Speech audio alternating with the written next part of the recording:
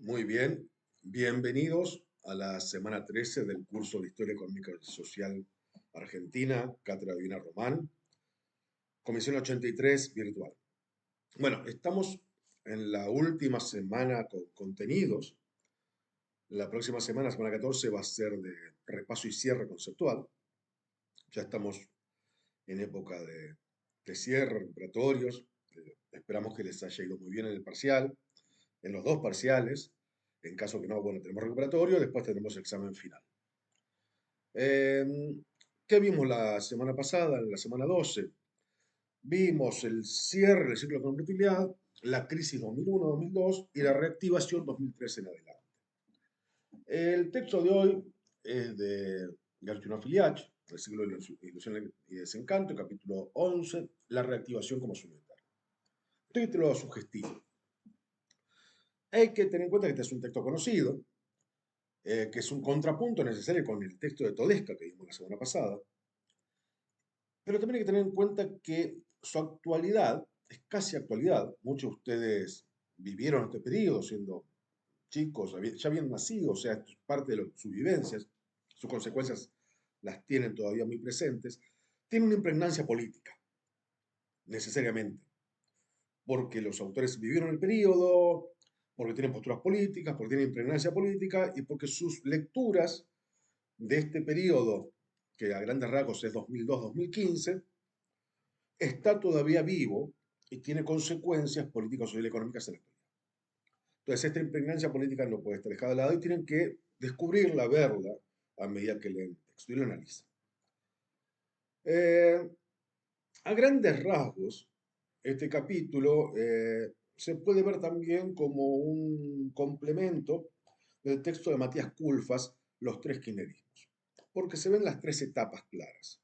El gobierno de Néstor Kirchner, 2003, 2008, 2007, perdón, el primer gobierno de Cristina Fernández de Kirchner, 2007-2011, y el segundo gobierno de Cristina Fernández de Kirchner, 2011-2015. Por eso digo los tres kirchnerismos del libro de Culfas, pero también el contrapunto con Todesca.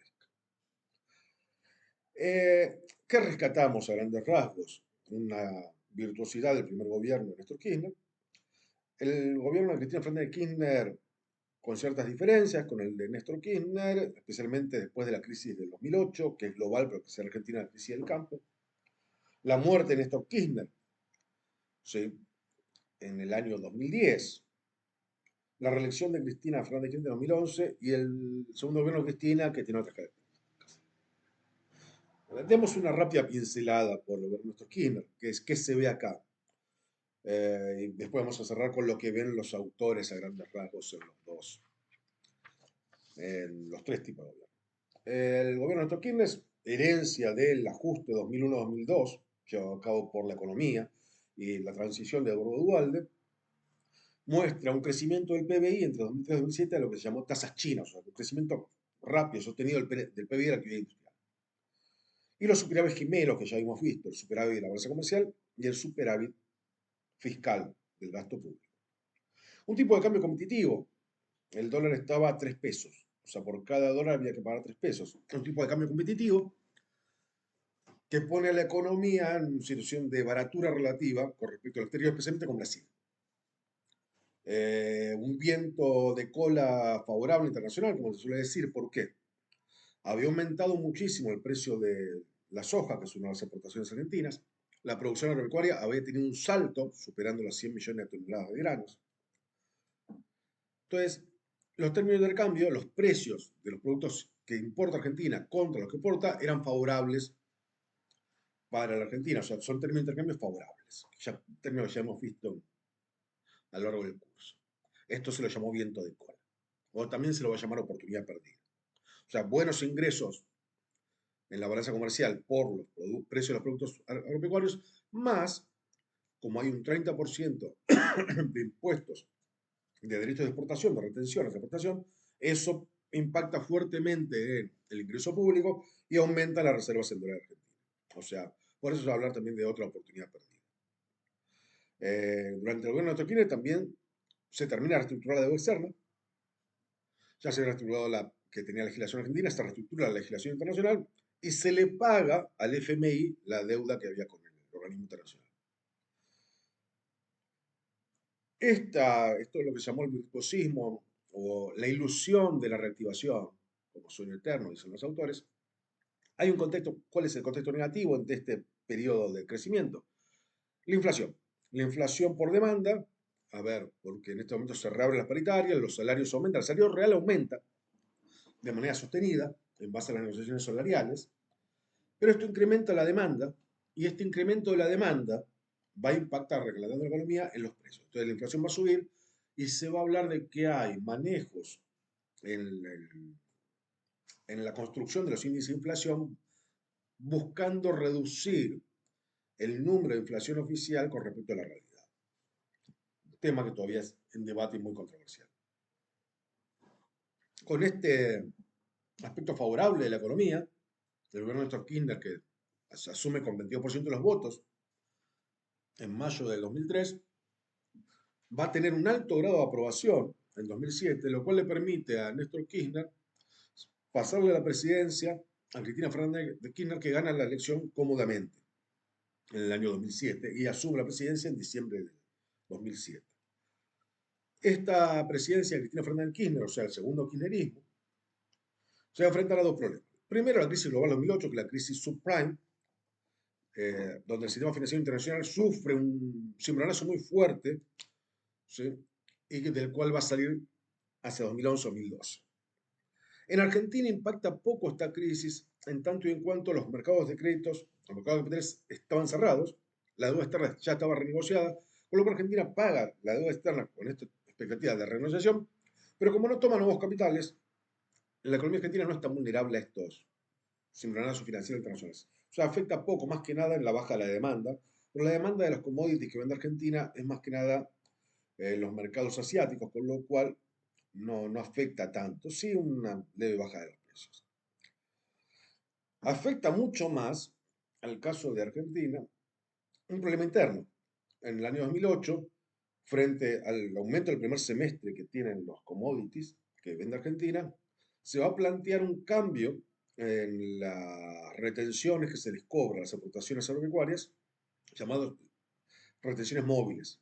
Se le va a pretender cambiar las tasas según los precios y esto se va a plasmar en una resolución que se llama la resolución 125, que el ministro Martín Lustó va a proponer, que va a ser aprobada por el gobierno, pero que va a levantar quejas por el sector agropecuario, que van a generar lockouts patronales, manifestaciones. Esta resolución se va a tratar de pasar por ley, va a ir al Congreso, en el Congreso va a ser aprobado en diputados y en senadores va a tener una resolución de empate que tiene que desempatar el vicepresidente. El vicepresidente era Julio Cobos, que va a dar su famosa frase, mi voto no es positivo. Con lo cual, esta ley de retenciones móviles se cae, pero la crisis de legitimidad va a ser muy fuerte. Y la pelea entre el sector agropecuario y el gobierno va a quedar ahí latente. Otro tema complejo es que el gobierno va a decidir clausurar el sistema de jubilaciones que hemos visto semanas anteriores, que inicia Domingo Cavallo, que es el sistema de AFJP, Administraciones de Fondos de Jubilaciones y Pensiones Privadas, va a tomar todo el sistema privado y lo va a reabsorber el Estado, lo que es técnicamente la ANSES. O sea, las jubilaciones privadas, que habían estado muy deterioradas por las diferentes crisis, el sistema estaba en crisis, lo que va a hacer es el gobierno darlo por cerrado, tomar todos los fondos acumulados en el sistema privado e integrarlos al sistema público. Esto va a generar muchas discusiones, esto va a significar para el Estado un aumento de sus ingresos, con lo cual se mantiene el superávit fiscal hasta ahí, dado el aumento del gasto que había tenido el gobierno.